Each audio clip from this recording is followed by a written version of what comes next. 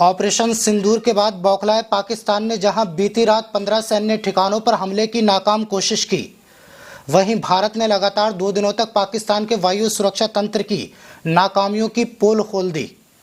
बीती रात पाक एयर डिफेंस सिस्टम को लाहौर में निस्तो नाबूद करते हुए भारतीय ड्रोन लाहौर, कराची और सियालकोट समेत पाकिस्तान के 9 शहरों में घुस गए और वहां तबाही मचा डाली। सैन्य सूत्रों के मुताबिक भारत ने हैरप ड्रोन से ये कारनामा कर दिखाया।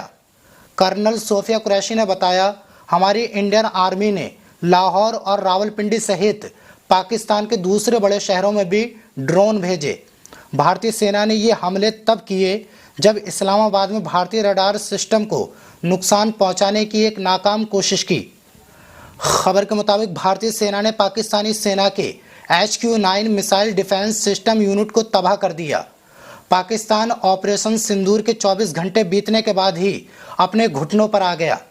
भारतीय सेना के हमले से बौखलाए पाकिस्तान ने ईरान से शाहिद 126 ड्रोन की खेप मांगी है।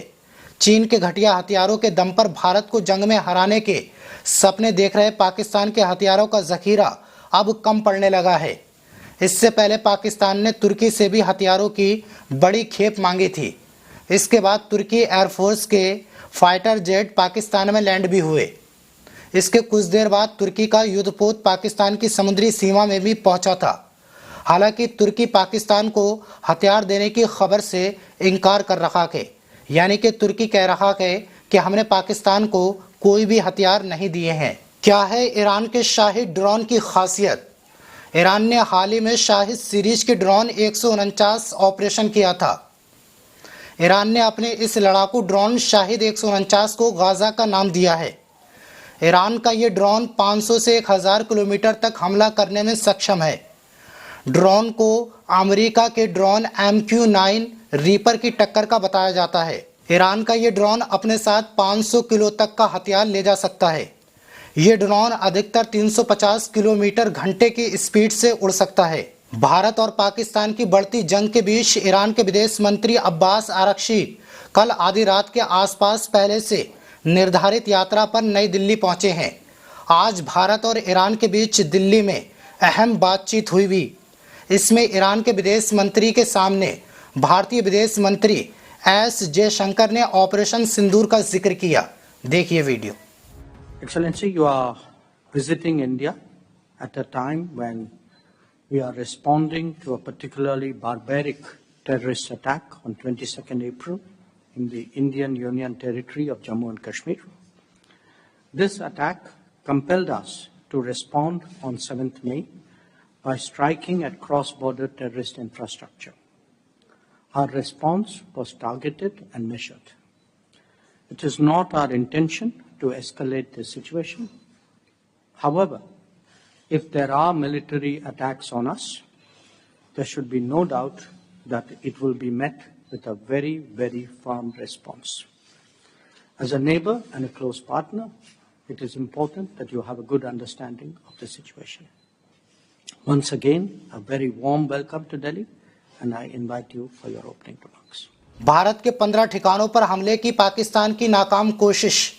आपको बता दूं, भारतीय सेना ने देर रात ड्रोन और मिसाइलों का उपयोग करके उत्तरीय और दक्षिणीय भारत में कई सैन्य ठिकानों पर हमले करने की पाकिस्तानी सेना की कोशिश को विफल कर दिया और जवाबी कार्रवाई में लाहौर में एक पाकिस्तानी एयर डिफेंस सिस्टम को नष्ट कर दिया। इसकी जानकारी खुद कर्नल सोफिया कुरैशी सहित अन्य अधिकारियों ने दी है। पहले आप वीडियो देखिए। You would have perhaps seen some information related to developments since late last night, early this morning, which has been put out by the Ministry of Defence.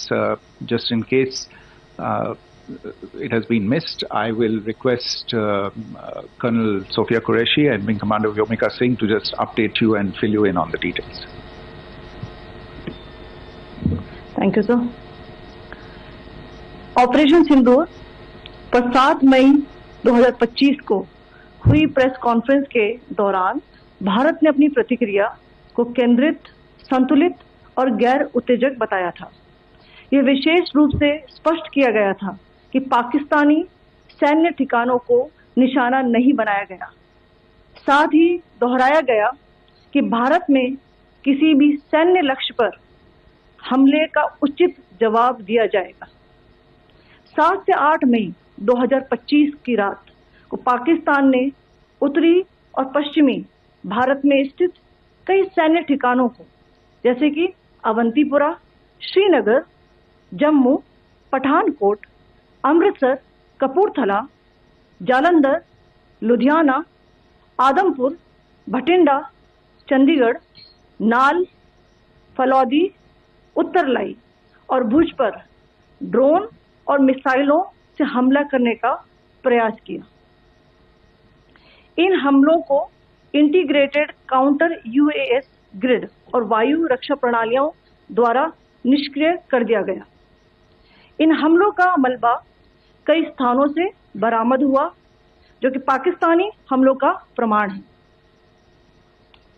On the night of 7th May 2025, Pakistan attempted to engage a number of military targets in northern and western India using drones and missiles. These places included Avantipura, Srinagar, Jammu, Pathankot, Amritsar, Kapurthala, Nal, Jalandhar, Ludhiana, Adampur, Bhatinda, Chandigarh, Falodi, Uttarlai and Bhuj. These were neutralized by the integrated counter unmanned aerial system and other air defense systems. The debris of these attacks is now being recovered from a number of locations that prove the Pakistani attacks. आज सुबह भारतीय सशस्त्र बलों ने पाकिस्तान के कई स्थानों पर वायु रक्षा रडार और प्रणालियों को निशाना बनाया। भारत की प्रतिक्रिया समान क्षेत्र में समान तीव्रता के साथ की गई। यह विश्वसनीय रूप से ज्ञात हुआ कि लाहौर में स्थित एक वायु रक्षा प्रणाली को निष्क्रिय कर दिया गया। Today morning, Indian Armed Forces targeted air defense radars and systems at a number of locations in Pakistan. Indian response has been in the same domain with the same intensity as Pakistan. It has been reliably learnt that an air defense system at Lahore has been neutralized. Pakistan ने नियंत्रण रेखा पर आकरण गोलीबारी की तीव्रता बढ़ा दी है, जिसमें कुपवाड़ा, बारामूला, उरी, पुंछ, मेंढर और राजौरी क्षेत्रों में मोर्टार और भारी तोपखाने का इस्तेमाल किया जा रहा है। Pakistan has increased the intensity of its unprovoked firing across the line of control using mortar and heavy calibre artilleries in areas in Kupwara, Baramulla, Uri, Poonch, Mendhar and Rajouri sectors in Jammu and Kashmir. 16 innocent lives have been lost, including 3 women and 5 children, due to the Pakistani firing. Here too, India was compelled to respond to bring mortar and artillery fire from Pakistan to a halt.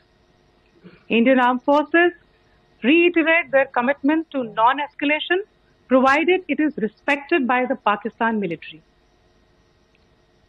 Jai Hind.